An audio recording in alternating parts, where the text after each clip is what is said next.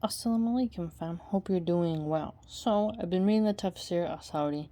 It's been highly educational since I first began my journey reading it. I hope to read many Tafseer series before I die, inshallah. So we were in Surah Al-Baqarah, ayat 216, and it's really interesting. It goes, Bismillah ar-Rahman ar-Rahim, fighting is prescribed for you, even though you dislike it. But it may be that you dislike a thing, although it is good for you, and that you like a thing, although it is bad for you. Allah knows, and you do not know. So this one is very popular in times of struggle. I've heard lots of people mention this, and it's very helpful whenever you're going through a trial or testing by Allah. So what's really interesting is he gives several different examples. And so the nuance here, though, is that it's fighting for the sake of Allah. So doing something for the sake of Allah. And it also mentions the historical aspect of when the Muslims were finally in Medina, they were stronger and less weak than before. So they had to do something more now. They were more ready, they had strength, so weakness was kind of dispelled, and now they're ready to handle business. And then he notices that As Sa'di notices they didn't like it because it entails effort. And there's hardship, there's exposure to getting your hand chopped off. There's it's not easy to fight. So fear and risk of loss, the heat endurance, all types of aspects, right, can make someone dislike it. Not everyone is ready for battle, but it's still good for them because he notes it protects you from a severe punishment, whereas if you don't fight when you're supposed to, it's going to lead to your defeat. You're going to be degraded, humiliated, and you're going to receive an incurring punishment, and you're not really going to have the great reward you could have had, right? So if you would have went, you acquire booty, you acquire good benefits, other things of such that nature. Whereas if you refrained and your enemy gets the upper hand, well, it's all downhill from there.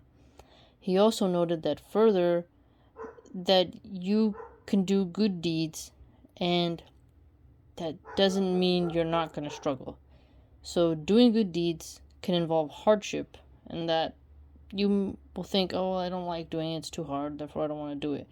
But you should do it anyways. So not all good deeds are going to be easy to do. Sometimes it's going to be hard, and you dislike it. You disliking it doesn't mean it's bad for you. It is good for you because you're going to have your reward either here or in the hereafter, but either way, there's good for actions of good. And the only reward for good is good. So you're going to have to give some effort either way. And he notes further that bad deeds can feel like, they have comfort and pleasure, but you are doing something that is beyond a doubt bad. Whether you get pleasure from it and a temporary comfort is besides the point. You're going to be punished for it, but you're just having a small term of enjoyment, right?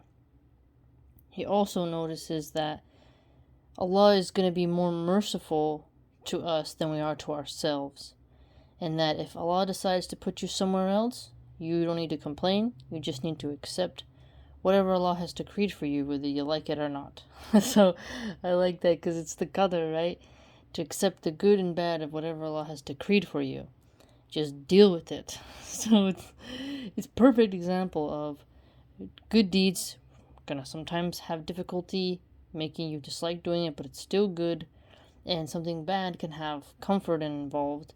And Allah can take something away from you that maybe you thought was going to be good, but it wasn't, so Allah diverted you from something else.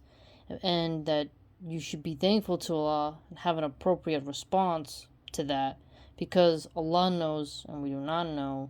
So handle your business and just level up and deal with it. So it was very interesting because he added multiple layers upon this verse that helps to us to be more enlightened. So the historical aspect of Medina, of militaristic jihad, and also personal jihad, your nafs, overcoming your nafs, and also how there's nuances of doing something difficult and waiting for your reward. So, very insightful, I must say. MashaAllah.